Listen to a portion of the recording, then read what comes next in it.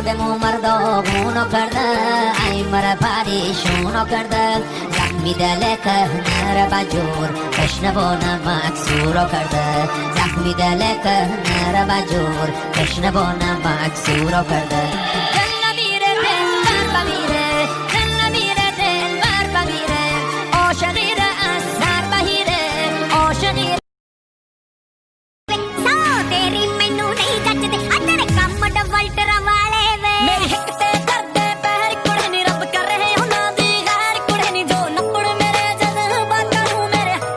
अस्सलामुअलैकुम नाज़रीन, क्या हाल है? ठीक ठाक, उम्मीद करता हूँ खैरियत से होंगे। अल्हम्दुलिल्लाह मैं बिल्कुल ठीक ठाक हूँ, अल्लाह का एहसान है। तो आज मैं आपके साथ एक और वीडियो में हाज़िर हो गया हूँ, क्योंकि बहुत से दोस्त ये कह रहे थे कि यार प्लीज़ बता दें कि अभी डैंकी लग रही है, पाकिस्तान से लोग आ रहे हैं या नहीं आ रहे हैं, आपको पता है। तो मैंने सोचा कि इस हवाले से एक वीडियो बनाई जाए और इस वीडियो में मेरे साथ जो है वो मेरा साथ देंगे आप सब दोस्तों के बहुत ही प्यार वाले हमारे चाचा जी। चाचा जी अस्सलाम वालेकुम। वालेकुम सलाम। हाँ जी चाचा जी, क्या हाल है? ठीक ठाक हो? अल्हम्दुलिल्लाह, शुक्र अल्लाह का। सारे व्यूज़ ਜਿਹੜੇ ਸੀ ਨਾ ਉਹ ਬੜੇ ਮਤਲਬ ਮੁੱਦੇ ਸਨ ਕਿ ਚਾਚਾ ਜੀ ਜਿਹੜੇ ਨਾ ਉਹਨਾਂ ਨੂੰ ਅਸੀਂ ਮਿਸ ਕਰ ਰਹੇ ਹਾਂ ਤੇ ਚਾਚਾ ਜੀ ਦੇ ਨਾਲ ਕੋਈ ਵੀਡੀਓ ਬਣਾਓ। ਚਾਚਾ ਜੀ ਦੇ ਸਾਨੂੰ ਅਦਾ ਐਕਟਿੰਗ ਬਹੁਤ ਪਸੰਦ ਆਈ ਹੈ ਤੇ ਨਾਜ਼ਰੀਨ ਦੇ ਸਾਹਮਣੇ ਆਈ ਤੁਸੀਂ। ਮਿਹਰਬਾਨੀ ਤੇ ਸ਼ੁਕਰੀਆ ਤੁਹਾਡਾ ਪਸੰਦ ਕਰਨ ਦਾ। ਹੋਰ ਕੀ ਹੈ ਜੀ? ਅੱਛਾ ਚਾਚਾ ਜੀ, ਮੈਨੂੰ ਸਾਰੇ ਦੋਸਤ ਇਹ ਗੱਲ ਪੁੱਛ ਰਹੇ ਨੇ, ਕਹਿੰਦੇ ਨੇ ਕਿ ਆਪ ਸਾਹਿਬ ਦੱਸੋ ਕਿ ਹੁਣ ਜਿਹੜਾ ਵੇ ਉਹ ਪਾਕਿਸਤਾਨ ਤੋਂ ਜਾਂ ਅਫਗਾਨਿਸਤਾਨ ਤੋਂ ਜਾਂ ਬੰਗਲਾਦੇਸ਼ ਤੋਂ ਮਤਲਬ ਜਿਹੜਾ ਕੋਈ ਨਿਜ਼ਾਮ ਖਾਤਾ ਹੈ ਵੇ ਗੇਮਾਂ ਆ ਰਹੀਆਂ ਨੇ ਜਾਂ ਨਹੀਂ ਆ ਰਹੀਆਂ, ਤੇ ਅਗਰ ਆ ਰਹੀਆਂ ਨੇ ਸਖਤੀ ਕਿਸ ਤਰ੍ਹਾਂ ਦੀ ਹੈ, ਲੋਕਾਂ ਦੇ ਵਿੱਚ ਰਾਹ 'ਚ ਕੀ ਸਲੂਕ ਹੋ ਰਿਹਾ, ਉਹਦੇ ਬਾਰੇ ਇਨਫੋਰਮੇਸ਼ਨ ਦਿਓ। ਤੇ ਉਹ ਇਨਫੋਰਮੇਸ਼ਨ ਮੈਂ ਦੇਣ ਤੋਂ ਪਹਿਲੇ ਇਹ ਚਾਹਾਂਗਾ ਕਿ ਤੁਸੀਂ ਜ਼ਰਾ ਜਿਹੜੀ ਪਾਕਿਸਤਾਨ ਤੋਂ ਈਰਾਨ ਵਾਲੀ ਜਿਹੜੀ ਗੇਮ ਹੈ ਉਹਦੇ ਬਾਰੇ ਚੰਦ ਚੀਦਾ ਗੱਲਾਂ ਜ਼ਰਾ ਨਾਜ਼ਰੀਨ ਨੂੰ ਦੱਸੋ। ਹਾਂ कोई हालत नहीं, बिल्कुल ना खराब हालत है। माइये तू भी आने था तुर्की जा, मेरा भरा वे नहीं पे अपने भरा दे कम दलील कर छड्या तू है हुण बस होई पई तोनू हुण मैं करना फोन भी नहीं, ये भी गल मेरी याद रखे अज। तो जनाब चाचा जी आज फिर हमारे साथ आ गए हैं। तो चाचा जी से बात करने से पहले जो है ना वो हम पहले ये कुछ वीडियो मैंने कलेक्ट की थी, कुछ दोस्तों ने भेजी है मुझे बॉर्डर से बनाकर। उन्होंने कहा कि आप सब ये वीडियो हैं अभी ताज़ी हैं, आप ये दोस्तों को दिखाएं, उनको बताएं कि अभी बॉर्डर की क्या सूरत हाल है। तो अभी आप ये देखें, उसके बाद फिर चाचा जी से जो है ना वो पूछते हैं कि डैंकी का क्या निज़ाम है। क्यों चाचा जी, देखते हैं, चलें फिर। नज़र आ रही हैं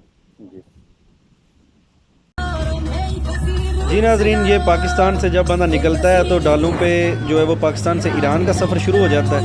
मतलब अभी ये बॉर्डर की तरफ लेके जा रहे हैं कि पाकिस्तान से जब ईरान में एंटर होना है तो इलीगली तौर पे किस तरह डालों के ऊपर सफ़र होता है और किस तरह कुछ ज़्यादा लोग होते हैं और बाज़ का जो तेल ले के वापस खाली डाले ईरान को जाते हैं उनके ऊपर बिठा देते हैं और लोग आराम से जो है ना वो वहाँ पे जाना शुरू कर देते हैं।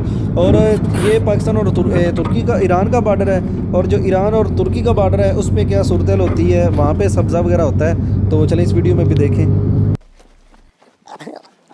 जी बंदे पे हो ए तुर्की के बंदे जा रहे हैं पाजी, ये कोई बंदा भुल के ना आवे, बड़ा दलील पे होंगे हैं।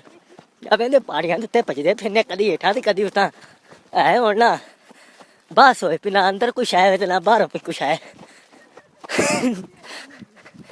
बंदे पे हो आ इधर जे आ सिर खुद मैं जे आ वेख लो भजदा फिरना पहाड़ियां दे उत्ते, आई हम कल बड़े दलील पे होंगे। जो ही आप ईरान पहुंचते हैं तो ईरान पे आपको अच्छी जगह पे जो है ना वो मतलब बिठा देते हैं। ये ईरान की सेफ़ है जहाँ पे ईरानी एजेंट जो हैं वो अपने बंदों को बिठाते हैं, उनको खूब जो है वो प्रोटोकॉल देते हैं और वो कहते हैं कि बड़ी अच्छी सेफ़ है, बहुत अच्छा खाना देते हैं। और वहाँ पे बंदे को मतलब वो कहते हैं कि आप यहाँ पे आराम करो और आपकी गेम जो है वो जल्दी यहाँ से निकालेंगे, खाना खाओ, अगर किसी चीज़ की ज़रूरत है, पैसे वगैरह आपको चाहिए, जो भी है आप यहाँ पे कर सकते हैं। तो हर एजेंट की ईरान में अपनी अपनी अलग-अलग सेफ़ होती है, वहाँ पे वो अपने बंदों को प्रोटेक्ट रखते हैं। तो जब बंदे और ज़्यादा इकट्ठे हो जाते हैं, एक एक दो दो करके बंदे आते हैं वहाँ से, तो फिर उनका आगे का सफ़र शुरू हो जाता है। और मज़े की बात है कि वो भी पैदल और वो भी डालों पे सफ़र करना पड़ता है। वो कैसे करते हैं आए दिखाते हैं आपको जी। ये डाले का सफ़र है, अभी तकरीबन इसकी स्पीड जो है वो 120-130 के लगभग होगी और यहाँ पे बहुत ज़्यादा बंदे इसके अंदर बिठाते हैं। तो मे भी बाज़ का जो है ना वो जिन लोगों ने पैसे ज़्यादा दिए होते हैं उनको आसानी से जो है ना वो इस तरह करवा लेते हैं सफ़र। जिनके पैसे कम होते हैं या एजेंट अच्छा नहीं होता उनके साथ ज़रा गलत बिहेव होता है। तो अभी ये वाला है। और जब ये पहुँचते हैं तो वहाँ पर जाके इनको किसी महफूज जगह पर उतारते हैं या आगे का सफ़र भी देखते हैं। 140 किसका बंदे इधर है ना सायूब का बंदे तुम किसका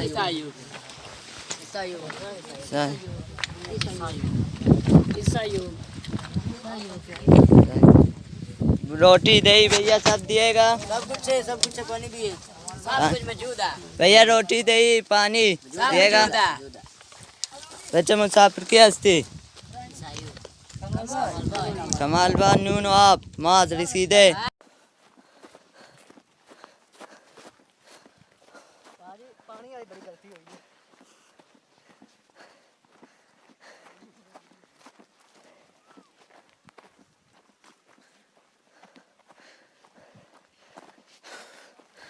कोई हालत नहीं बिल्कुल ना खराब हालत है माये तू भी आने था तुर्की जा मेरा भरा वे नहीं पे अपने भरा दे काम दलील कर छड्या तू आए हुण बस होई पई तोनू हुण मैं करना फोन भी नहीं है भी गल मेरी याद रखे अज तोड़ी मेरी बस है हाँ ठीक है ये दे बड़ी मां भज भज के आउंदी तुर्की वाल ये दे कोई बंदा ना आवे अजे ਹੁਣ ਠੜ ਤੇ ਵਾਹ ਵਾਹ ਪਹਾੜੀਆਂ ਛਾੜੀਆਂ ਇੰਜੋਏ ਤਾਂ ਕਰਨੇ ਆ ਸੈਰ ਸਪਾਟਾ ਹੋ ਜਾਂਦਾ ਉਂਝ ਵਾਹ ਵਾਹ ਉਂਝ ਕਦੀ ਇੰਨਾ ਫਿਰਨਾ ਟੁਰਨਾ ਨਹੀਂ ਸੀ ਅੱਲਾਹੁ ਅਕਬਰ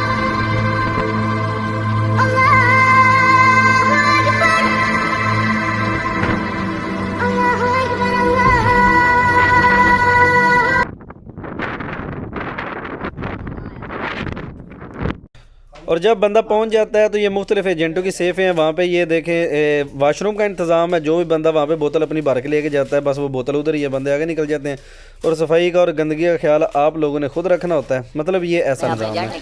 और इसके अलावा जब फिर पहुँच जाते हैं आगे का सफ़र शुरू होता है तो ये देखें अभी जब ईरान की तपती हुई गर्मी होती है और पानी की किल्लत होती है तो अल्लाह ताला कहीं ना कहीं वसीला बना देता है और लोग ये जितने भी यहाँ से चले हुए हैं तो इनके लिए भी पानी जो है ना वो कहीं ना कहीं इस तरह का निज़ाम हो जाता है लेकिन बाज़ का पानी नहीं भी मिलता बाज़ का मिल भी जाता है तो अभी ये मरहले भाई यहाँ पे सारे बैठे हुए हैं पानी की तलाश में और इनको बंदा इधर बिठा के चला गया इधर बैठे आगे की जगह देख के आता हूँ और इसके साथ ही अभी नेक्स्ट जो है वो मामला ख़त्म होता नहीं जब ये आप क्लियर कर देते हैं तो आगे आ जाता है ईरान से और तुर्की का जो बॉर्डर होता है वहाँ पे एक माको पहाड़ी आप सब लोगों ने सुनी होगी तो माको पहाड़ी पे ये पत्थर हैं इनको काले पत्थर कहते हैं ये माको पहाड़ी के ऊपर है ये बहुत जानलेवा है काले पत्थर तो बिल्कुल ये नुकीले पत्थर हैं इनके ऊपर बंदा जब चलता है पाँव अगर फिसल गया आप स्लिप हो गए हैं तो हड्डी या पसली आपकी टूट सकती है आपका जिस्म उस पर कट लग सकते हैं अगर पाँव यहाँ पे गलती से आपने इस तरह का हो गया निज़ाम तो आपका पाँव अंदर फंस जाएगा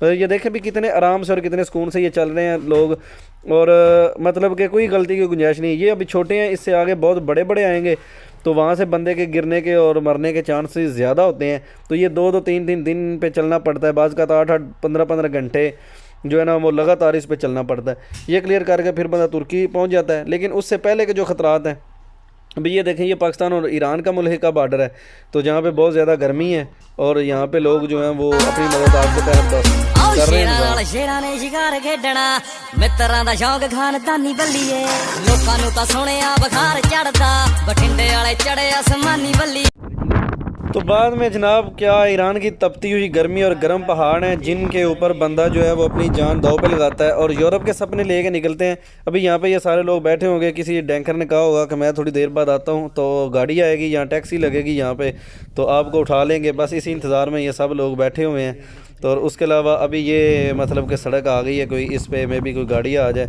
और यहाँ ये लोग ये सारे इकट्ठे हैं वो पहुँचेंगे तो उसके अलावा बाजी कोई जन पैन की ना ला के गल्ला ने साड़ियां आवे दादी कसम पार टोटड़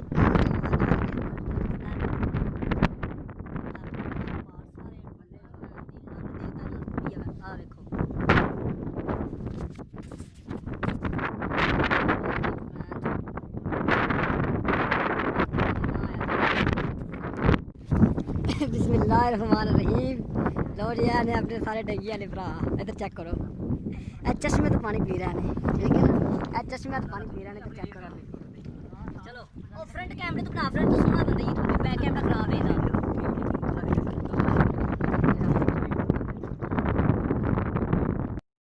तो जब मुकद्दर चंगे हों अच्छे हों तो फिर जनाब टैक्सी भी लग जाती है बाज़ का तो नहीं लगती तो पैदल भी सफ़र करना पड़ता है तो इस तरह ये भाई की जो है ना वो मेरा टैक्सी आ गई होगी, तो इन थोड़ा आसान हो गए होंगे। ये ईरान में ही है, तो अभी ईरान के अंदर ये सफ़र कर रहे हैं। तो जब ये सफ़र इनका अभी जाएगा आगे तो फिर देखते हैं आगे ये क्या कहते हैं, अभी सुनते हैं इनकी। ये ईरान के तपते हुए पहाड़ हैं जहाँ पे लोग बैठते हैं, और इतनी तपश होती है, पानी भी जो है ना वो ख़त्म हुआ होता है।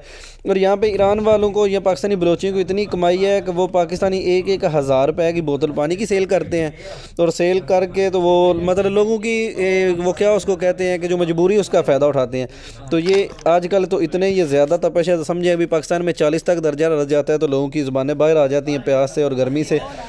इतनी मुश्किलात के बाद बंदा फिर भी अगर पुलिस के हत्थे चढ़ जाए ईरान वाले, और फिर जनाब वो ला के सीधे जेल में बंद करते हैं तेहरान में। अपने घर फोन करा दे कोयटे तो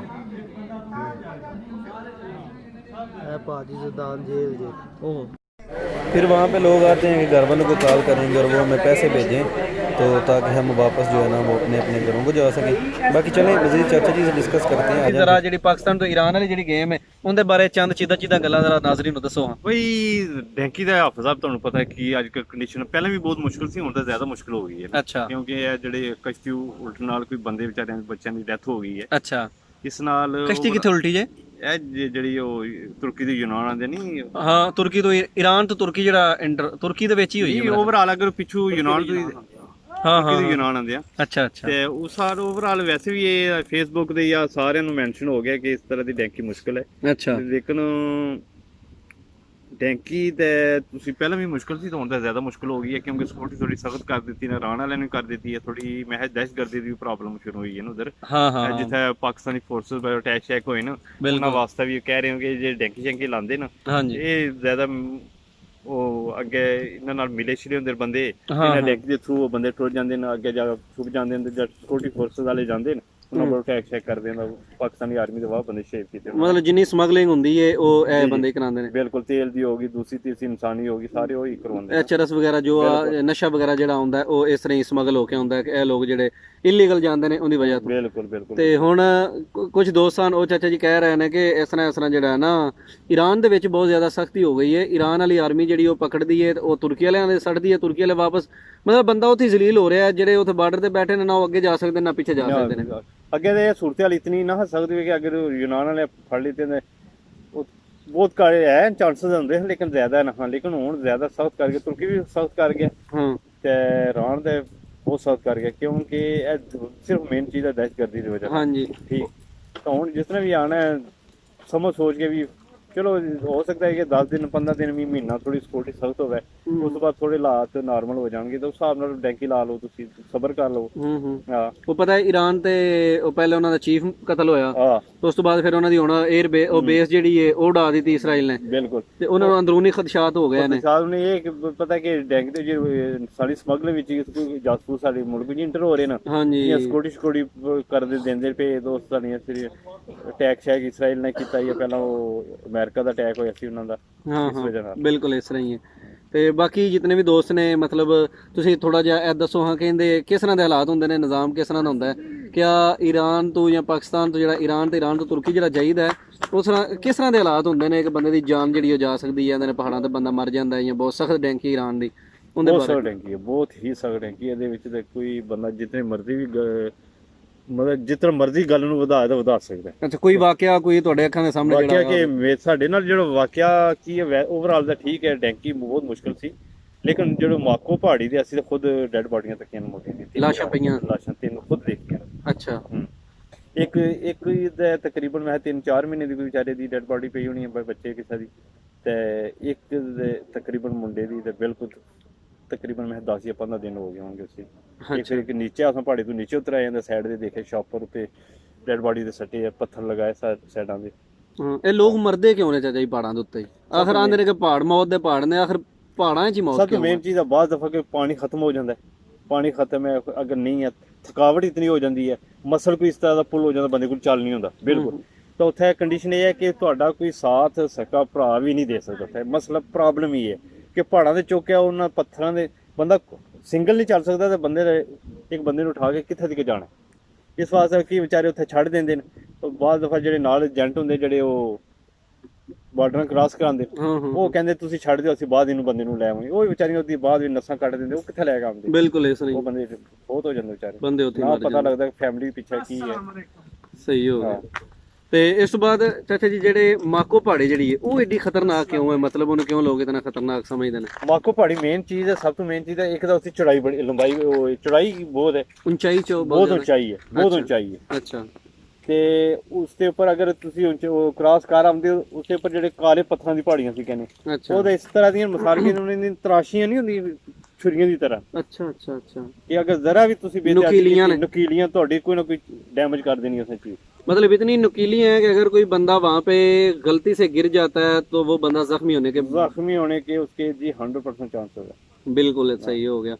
तो आप जितने भी दोस्त ये यूरोप के ख्वाहिश रखते हैं आप उनके लिए एक लास्ट पे में पैगाम रिकॉर्ड करवा दें। कोशिश पहला सब तो यही मैसेज है कि सब तो कोशिश पहला करो कोई लीगल तरीके नाल अगर कोई थोड़ी गेम बन जाए तो अगर तुर्की का वीज़ा बनता है तो वो बेहतर है वो अगर पीछे तुसी मुसीबत तो बच जाओगे अच्छा तो अगर लीगल तरीके नाल यूरोप का कोई वीज़ा लगता तो लाओ सही सब हो तो मेन पहली बात ये है सही हो अगर नहीं है तो फिर तुर्की तक ਤੁਸੀਂ ਈਰਾਨ ਤੱਕ ਵੀਜ਼ਾ ਲਵਾ ਲਓ ਲੱਗ ਜਾਂਦਾ ਤੇ ਇਹ ਕਹਿੰਦਾ ਤੁਹਾਡੀ ਮੁਸ਼ਕਲਾਂ ਵਿੱਚ ਥੋੜੀ ਘੱਟ ਹੋ ਜਾਣੀ ਹੈ ਇਹ ਫਰਕ ਹੈ ਕਿ ਪਿੱਛੇ ਅਗਰ ਤੁਸੀਂ ਬਲੋਚਿਸਤਾਨ ਦੀ ਪਹਾੜੀਆਂ ਕ੍ਰਾਸ ਕਰਦੇ ਹੋ ਉਹ ਨਹੀਂ ਕਰਨੀ ਪੈਣੀ ਤੁਹਾਨੂੰ ਤੁਸੀਂ ਈਰਾਨ ਆਵੋਗੇ ਕੁਝ ਤੋਂ ਨਹੀਂ ਹੈ ਕਿ ਮਾਕੂ ਪਹਾੜੀ ਮੇਨ ਆਉਂਦੀ ਪਹਿਲਾਂ ਤਾਂ ਫਿਰ ਗੱਡੀਆਂ ਤੱਕ ਉੱਥੇ ਛੱਡ ਜਾਣਗੇ ਉੱਥੇ ਤਕਰੀਬਨ ਅਗਰ 10 ਜਾਂ 12 ਘੰਟੇ ਤੁਹਾਨੂੰ ਚੱਲਣਾ ਪਿਆ ਤਾਂ ਉਹ ਬੰਦਾ ਥੋੜਾ ਬਹੁਤਾ ਹੈਂਡਲ ਕਰ ਸਕਦਾ ਲੇਕਿਨ ਕੋਸ਼ਿਸ਼ ਕਰੋ ਪਹਿਲਾਂ ਲੀਗਲ ਤਰੀਕੇ ਨਾਲ ਉਸ ਤੋਂ ਬਾਅਦ ਅਗਰ तुर्की का वीज़ा लगता उत्थां दा लो नहीं तो ईरान का लगता तो ईरान का लो। चलो जी बहुत शुक्रिया चाचा जी आपने अपना कीमती टाइम निकाला और दोस्तों को अपने जो चाहने वाले थे जो मेरा व्यूज़ थे आपने उनको मज़ीद ब्रीफ किया। तो इंशाल्लाह नाज़रीन हम और अच्छी वीडियो में आपके साथ हाजिर होते रहेंगे। तो इंशाल्लाह नेक्स्ट वीडियो तक हमें दे इजाज़त इंशाल्लाह मिलते हैं। ओके अल्लाह हाफिज़।